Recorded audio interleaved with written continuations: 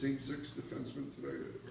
No, because Fasching is sick, he will not play. So we're going to have Bovis playing as a forward, and he will play on that power play unit. So sometimes you have to adjust and adapt, and we feel like it's a good situation for us to go with him as a forward. What did he show you?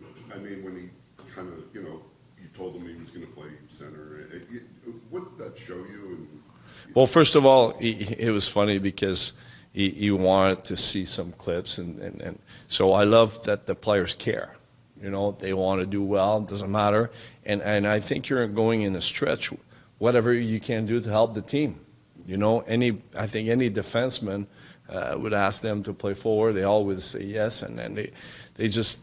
I think these guys just want to try to make the playoffs. I mean, that's all they want. Is he going into Fasching's spot on that line, or is he playing? Yes. I can't change the line of McLean. They're playing so well. I mean, they've been scoring against the Panthers. They scored again last game, 2 goals. I like the way they're playing. So, I mean, I don't want to flip the lines and make some changes because of it. I'd rather go with what we have and then keep going that way.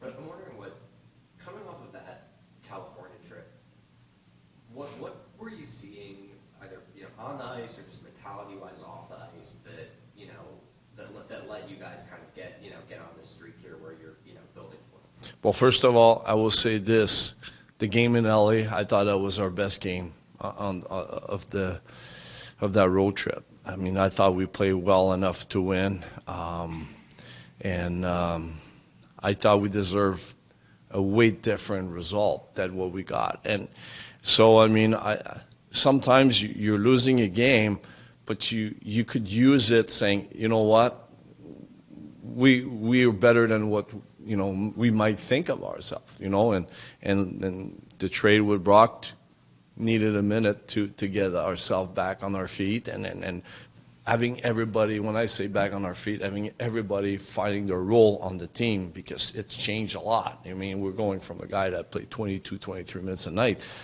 now spreading out that ice time. So, I mean, I think our players deserve a lot of credit. I mean, the guys, came up and they kept working, and we had a good point against Edmonton. Big comeback against Florida. Same thing against Pittsburgh. I mean, I thought we had a good game against, Calgary. The only thing I would say I would like us to do is giving maybe less shot on net, and the best way to do it is to cut down on our turnovers. If we do a better job breaking out and then cutting down on those, I feel like we're going to be in a really good place. Was there a mental aspect of that too, with Brock leaving, where I would imagine that's a guy who's been here a very long time. Yes. Has a letter, I would imagine that's something that maybe takes more than 24 hours to kind of fully process. 100%. It takes more time, but at the same time, this is the business of hockey. Sometimes everybody has to he had to make a decision. The organization has to make a decision. My point is, you don't replace a guy like him. It's everybody that needs to play a bigger role, basically, in order for us to be successful. And that's what I love, because the way it reminds me a bit of our 93 team. Our offense comes from everybody. The first line, the second line, the third line, the fourth line. And I hate to use first, second, third, and fourth line, but let's say every line has a role to play. Every line is, and I'm not a coach saying you're not allowed to go offense. No, I want our D to go on offense. I want our forward to create some offense. We don't limit them to say, you got to play defense, don't worry about offense. No, everybody could jump in and support and do their things, and that's what the McLean line has done so well in those games. What have you seen specifically from Pajot when you talk about, Brock's gone? I know it's everyone, but Pager, at least on paper. I don't know if that changed a lot for Pager. Yeah. I think it changed a lot more for Casey, Casey now, I mean, he was playing wing with Pajot. Now he's playing as center, and it's his natural. I think it's his natural position, and I feel like he's been playing really well. I mean, he's playing with Pierre and Fash, and that line, I mean, brings a lot of confidence to me because they could play against top line. I know that they're very reliable, and they're going to do their job. I know exactly what I'm going to get from them. I mean, I'm sure Fash would love to have more goals on his resume, but overall, I mean, I know that he will play very well defensively. So, I mean, it's helpful to have Casey playing the way he's doing, and I think it brings the depth that we need. Going back to what you were saying about the McLean line and how impressive that line has been, do you think it's partially because McLean and Gatcomb were together for so long, especially when Gatcomb was getting used to the NHL, to have that consistency and chemistry? I think that does help, but I think the fact that Seppi's a good playmaker, moves the puck well, I think that helps them as well. I mean, I think they're a good fit together in a way that they're having some offense created by the way Seppi plays, and I think Seppi's on the other hand has been helped by Kyle and Gatcomb the way they're playing defensively. So I think it's a good mix. With Palmieri, obviously played a lot with Brock. Just how do you see him adapt to playing with Corvette? Pretty easy to me. They play together a bit during the year, you know. So we've been sometimes trying different things pays off at this moment. And that's why you're trying different things. If you feel like you're not scoring or a line is in a bit of a slump, you try different things. So the fact that we did all those things, I think they enjoy playing together, first of all. I mean, and I just feel like they're connecting well and they're playing well. And I mean, I will say this, Bo's been playing outstanding. I mean, he's a leader on this club, and he's been like every night I see his game, I mean, going to another level, and I could not ask for any better than that. Just with the way the last couple of games maybe finished, talking to the guys, it's not something that they ever let affect them. And specifically, Pajot said essentially what you always say, which is period by period, game by game.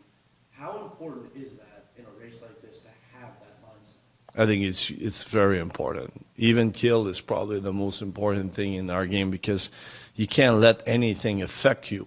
You have, you know, sometimes, I mean, and that's what we're saying is we didn't have perfect first period, but we didn't dig ourselves a hole.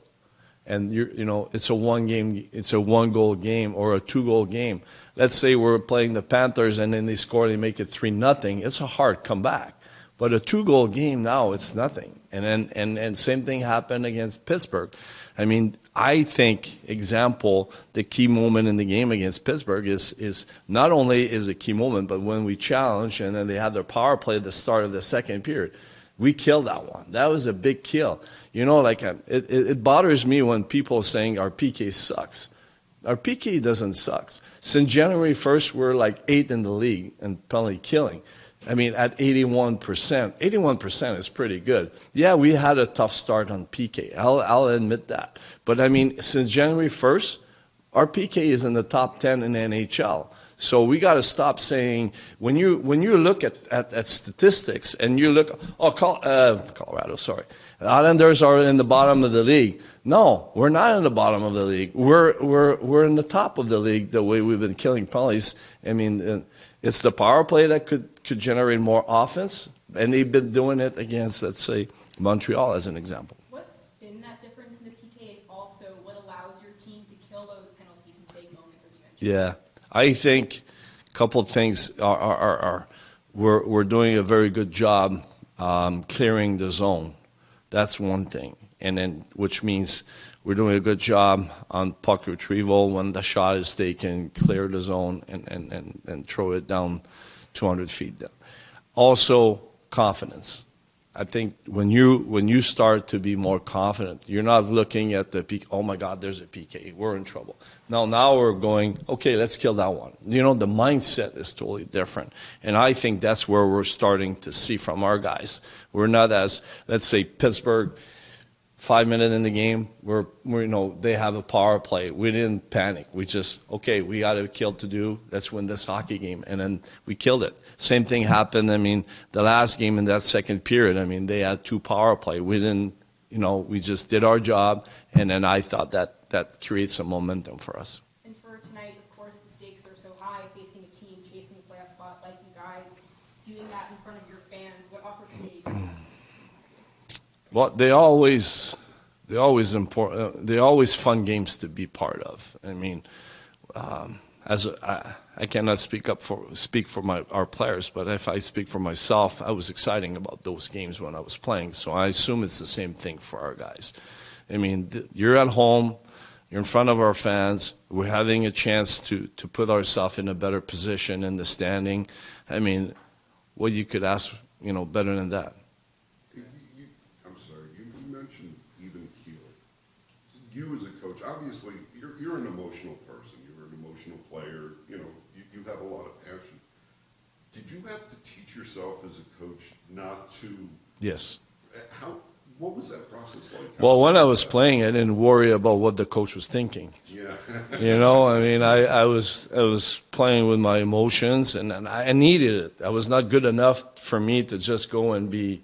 I could not be soft. I had to be on the edge, and that's how I was performing, And I was not afraid to put pressure on myself as a player, but as a coach, you always have to think about tomorrow, and that's why I'm happy to have Kimber on my side, because there's days when we walk in to see you guys, Kimber said, no, we're not going there today. We're staying where we are, and I need this as well. So teamwork in that, but at the same time, everybody knows how bad I love to win, but that's what our guys want as well. This is a fun group to coach. It's a group that really, I do believe in what we're doing structure-wise, but I also believe in this group because these guys care, and they're good vets, and we have some good young guys, and it's a fun team to be part of.